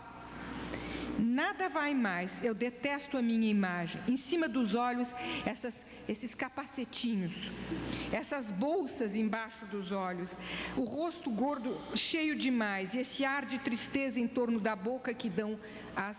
Como é que chama? Gente, não sei... As rugas. Talvez as pessoas que me cruzam veem simplesmente uma quinquagenária que não é nem feia nem bonita. Ela tem a idade que tem, mas eu vejo eu vejo como meu rosto antigo, na qual a verrola, como é que chama verrola em português? É a varíola, apareceu e eu nunca mais vou sarar dessa varíola. Ela pensa, então, ela está num momento depressivo que durou vários anos, graças ao que nós temos esses textos muito corajosos, não é? Quando vocês pensam que essa é uma das mulheres mais invejadas da época dela, não é? Ela vai encontrar, num dado momento, a Sylvie Le Bon. É preciso dizer também que uma das razões da depressão dela não foi só o fato do Lanzmann ter acabado a relação amorosa com ela. O Sartre arruma, naquele momento, depois desse infarto, ele arrumou uma relação com uma moça de 17 anos, normaliana. Não sei se vocês sabem, a Escola Normal Superior na França, assim, onde vão os jovens mais brilhantes, não sei o quê, que é uma sartriana roxa, que vai ser primeiro a filha, depois a amante, o Sartre confunde um pouco tudo, e vai acabar sendo adotada pelo Sartre. E o horror é que quando o Sartre morre, quem é legatário testamentário da obra dele não é a Simone, é essa moça, mas isso é mais tarde. Mas isso foi um grande baque para ela, faz parte do baque desse movimento depressivo dela, de se sentir tão monstruosa. Ela vai encontrar uma outra mulher, que é uma moça também, deve ter seus 18, 20 anos, chama Sylvie Le Bon. Eu penso que elas foram muito entrevistadas a respeito de homossexualidade. O que aparece na obra dela é que elas nunca tiveram caso físico. Mas a Sylvie que claro vai ser a Simone de Beauvoiriana, como outra sartriana. Ela é uma das discípulas, mas ela tem muito discípulo na vida. A Sylvie é uma espécie de imagem e espelhamento dela mesma. Eu diria que no momento em que ela vai abdicar para ser mulher quase homem, ela não perde a feminilidade, porque a feminilidade é a Sylvie, que é aliás, um dos caminhos de certas formas de homossexualidade. A Sylvie, aliás, é normaliana, como ela foi professora no mesmo colégio que ela em Rouen. Ela tem sempre a impressão de se espelhar na Sylvie. E a Sylvie vai ser a grande companheira de todas as viagens, porque ela agora ganha muito dinheiro e vai poder viajar assim, em todos os lugares do mundo. E com a Sylvie ela reencontra todo o interesse pela vida, a paixão. A Sylvie elas nunca vão morar juntas, mas a Sylvie vai estar sempre lá, disponível, disposta até o fim da vida dela, e ela adota a Sylvie no fim. A desculpa é que é mais fácil para ser legatária testamentária. A Sylvie vai ser legatária testamentária da obra dela com o nome de Sylvie Le Bon Beauvoir. Então, ela transmite o nome numa linha, vocês veem, exatamente como as mulheres quase homem. Ela encontra essa segunda solução. E ela foi muito feliz nesse fim de vida dela, muito feliz. Mesmo se ela quase surtou quando o Sartre morreu. Não havia Sylvie nem Lanzmann, os dois acudiram. Foi muito difícil, principalmente porque a tal mocinha, que já não era mais mocinha, devia ser uma mulher de seus 30 anos, estava assim fazendo barragem, obstrução, né? E tanto que o Lanzmann, o grande último ato de amor dele, foi ter conseguido comprar escondido dessa moça o túmulo ao lado do Sartre. Ela está enterrada do lado do Sartre. Acho que foi o último ato de amor do Lanzmann para ela. Mas, enfim, eu acho interessante essa maneira como ela transmite o nome para essa mulher, que de fato foi uma das mulheres que mais contribuiu para a organização póstuma da obra de Beauvoir, que até hoje nos Estados Unidos tem gente que é beauvoiriana, não é? Que está na continuação da obra dela. Bom, vamos nos dar um pouquinho de tempo para discutir. Eu acho que era legal ter Onde foi parar o... Eu vou falar que, enfim, casadas, me parece que elas estão, né? Com as certeza, freiras na menopausa. com certeza elas têm né? aliança. Mas, por outro lado, na posição de fundar um certo nome de patriarcado, me parece um pouco distante. E no coração de homem, não sei. as bruxas também acham meio forçado, né? Eu acho que você está abrindo o caminho para aquilo que o Lacan nos diz a respeito de que ela não está toda submetida à questão fálica. E ele abre isso, com relação a Teresa, a Santa Teresa. Nós temos alguns textos muito interessantes Já vai da entrar no Teresa. gozo místico aí. Exatamente. Então, seria a questão do gozo místico. Eu escrevi sobre isso, está publicado no Brasil. Eu até pedi para o Norberto ver se republica o que eu escrevi sobre gozo místico há muitos anos atrás, porque é outra opção. Mas, então, de fato, a Teresa, depois da menopausa, continua a ser a grande Teresa. Existe uma relação com a escrita, porque parece que o texto da grande Teresa foi deturpado pelos pais da igreja, porque ele era muito erótico. Ele ainda permanece muito erótico. É a questão do êxtase místico, mas é um erotismo que põe de lado, que abre mão da questão genital. É o corpo todo que se fusiona no êxtase com o grande outro, para dar a única coisa que falta ao grande outro, que é a vida, etc. Bom, isso eu trabalhei bastante. É possível que elas fiquem menos atingidas pela questão da menopausa, já que para o êxtase da mulher mística, pelo menos para aquelas poucas que conseguiram isso, não muda grandes coisas, não é?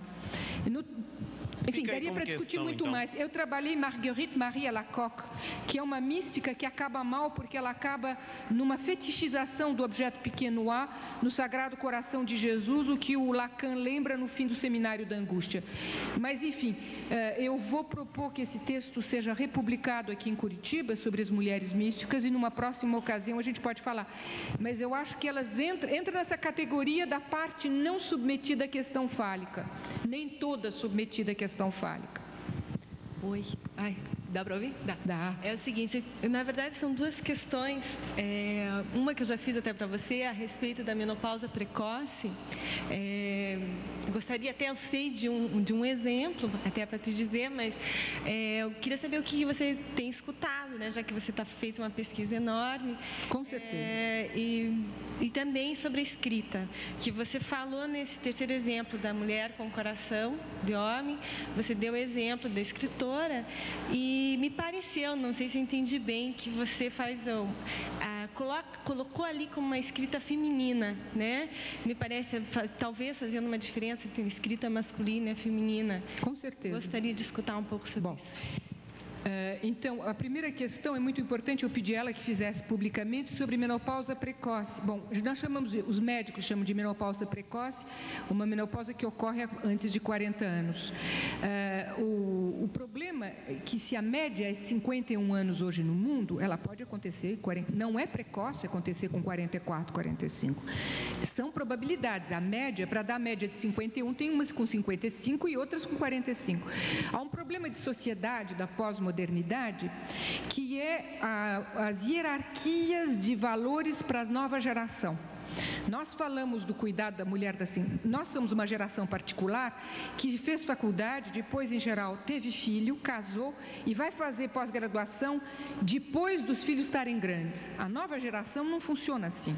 A nova geração faz tudo direto, quando faz carreira universitária, e quando faz carreira na empresa, ela vai até virar grande manager.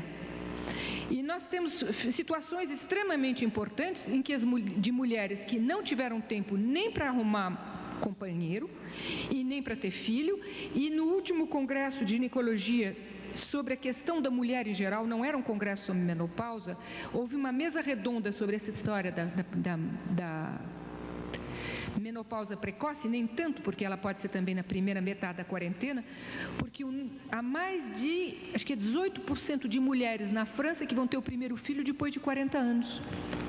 É enorme isso, é monstruosamente enorme.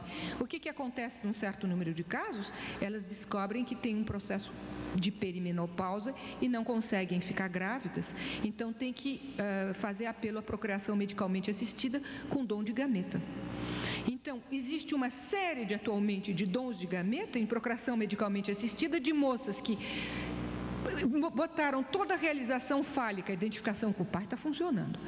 Toda essa realização fálica antes de pensarem em poderem se realizar falicamente através da maternidade, como se sempre houvesse tempo para isso. Então, um dos problemas, há muitos problemas nessa situação de pós-modernidade, um dos problemas é o problema ligado ao fato que elas podem não mais ser fecundas. E isso eles estão pedindo ginecologistas para que os poderes públicos possam fazer, inclusive falar disso na televisão e tal. Gente, não é qualquer idade, tem um momento, muita mulher não vai mais conseguir depois dos 40. E agora, eu não sei se era esse o sentido da tua questão sobre a menopausa precoce? Bom, já que eu estou na história da menopausa precoce, esse fenômeno novo de sociedade é um fenômeno muito complexo, porque o jogo da mascarada não está mais na moda. Então, identificação, há um jogo diferente que é apresentar sinais de uma certa falicidade na maneira de se vestir e tal, mas essa do olhar inocente que faz com que o homem se sinta aquele que tem o falo no seu campo, que é uma situação de crise nos casais, às vezes, no meio da vida, como eu contei para vocês ontem o caso do filme, não é? Em que a mulher tinha chegado no ápice da carreira, que ela estava tão bem ou mais que ele, ou o caso da novela da Globo, em que um dos homens que ficou impotente porque a mulher está ganhando muito mais. Enfim, esses desequilíbrios da distribuição da função fálica imaginária que acontecem no meio da vida e podem criar problemas no casamento. Atualmente, o fenômeno de pós-modernidade é que está acontecendo nas moças da trintena. Nós temos na Inglaterra, hoje em dia, 1 milhão de mulheres na trintena que são direções importantes de empresa, empresárias e mulheres com muita responsabilidade, sem parceiro fixo. E chegou-se ao absurdo tão grande que, como não fica bem nas festas da burguesia e tal, chegar sem homem, porque aquela mulher sozinha ameaça, é chato, ninguém quer convidar, elas alugam o serviço de um intelectual. Não é um homem com quem... Em geral, nesses contratos, eu tenho visto vários anúncios sobre a questão, vários artigos, problema sociológico interessante. O contrato, ele não faz parte ele trepar com a moça. Faz parte ele ser extremamente culto, fala várias línguas, em geral é gente pós-universitária, doutorandos, que assim faz um dinheirinho, não é? De fim de semana. E eles aparecem como o cônjuge, ou enfim, o amigo, não é? Para ela não aparecer sozinha, porque nem cônjuge tem mais. E eu não sei se eu disse a vocês isso, acho que não publicamente. Existe um trabalho de saúde pública na França, de epidemiologia, não de saúde pública, de epidemiologia, que notou que, em termos populacionais, o número de mulheres da cinquentena era o mesmo que o número de homens da cinquentena sem parceiro, com uma pequena diferença. Os homens da cinquentena na França sem parceira têm vestibular menos 5 anos de estudo, o que na Europa é pouquíssimo. Quer dizer que tem o quê? Primário mais 2, 3 anos, não é? E mais 2 anos. Então são, em geral, desempregados, sem domicílio fixo, operários agrícolas, pessoas completamente marginalizadas e desinseridas da sociedade. As mulheres sem parceiro, de mais 50, têm vestibular mais, em média, 5 anos de estudo. Que eu acho que é assim, de se meditar em termos de problema populacional, não é? Agora, a questão para a modernidade é se de repente vai haver essas moças com toda essa fama e com todo esse brio fálico na trintena sem parceiro, que seria um fenômeno da sociedade. Você me fez uma segunda pergunta que eu esqueci. Sobre a escrita. Eu distinguiria, tem gente que trabalhou isso muito mais seriamente do que eu, psicanalistas, mas assim, só clinicamente, eu diria que uma escrita masculina é aquela que produz filhos, certo? É aquela que faz com que você se diga sartriano, ninguém é coletiano, por exemplo, jamais, não é? Sartriano ou kleiniano ou thatcheriano. É uma escrita que funda uma escola de pensamento, que funda a partir da qual as pessoas podem se referir numa paternidade. Eu diria que o cúmulo da escrita feminina, talvez essa carta da Colette, que a mocinha, a noiva do Bertrand de Jouvenel, aprendeu de cor, porque ela é objeto à causa de desejo. É uma escrita que funciona como objeto de desejo. Não sei se grosseiramente dá para... Sim. É claro que o menos fi, ou melhor, o significante gráfico fi, é o diminutivo, o minúsculo grego do mesmo significante usado para o falo. Né? Com certeza. Mas o que eu estou querendo saber é se você acha plausível pensar que o menos FI da castração pode ser remetido ao sistema FI do projeto, pela não inscrição perceptiva. De que você está pensando no projeto para uma psicologia científica? Isso. Não sei, teria que pensar. Tá. Eu teria que pensar. Eu posso dizer muita coisa sobre o menos FI na relação homem-mulher, e a gente está falando disso agora, quando está falando o problema dessas mulheres de 30 é que não tem menos FI no espaço delas, ela não tem onde enganchar. Objeto A, causa de desejo, supõe o jogo do menos FI. O jogo da mascarada, no esconder, mostrar, é um jogo entre menos FI e pequeno A. E essas moças não têm mais menos FI, não é? O menos FI, ele tem formas imaginárias, ele tem formas espelhadas. É um certo olhar numa mulher e indica que existe menos FI nela, o que supõe um mais FI em algum lugar, fora dela. Ela vai ter uma flecha, amanhã eu preciso de um quadro aqui, ela vai ter uma flecha em que ela vai ver o FI no campo do outro, já que ela não o tem. E o grande problema social que eu indicava, talvez para as gerações a vir, é como educar essas moças para que elas continuem podendo suportar de estar numa posição de menos FI com relação aos parceiros, porque senão não sei onde vão as coisas, não é? O desejo masculino, ele não tem jeito. Se não tiver esse jogo de um menos FI para que ele possa pensar que o FI está no campo dele, ele não tem onde se sustentar e a coisa faz com que não se erija aquilo que até hoje, por enquanto, serve, fora a procriação medicalmente assistida, entre outras coisas, para ter filho.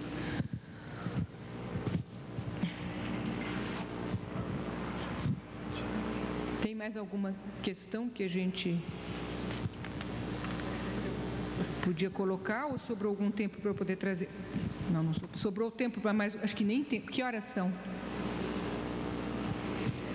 São quase 12h10. Nós temos um ônibus saindo para o centro. Então, a bruxa moderna, se der tempo a questão da crise do casal, se não eu continuo, me deram uma mesa redonda na sexta-feira, a crise do casal eu conto para vocês na mesa redonda, eu aproveito. Já que nos roubaram tantos pedacinhos de tempo, né?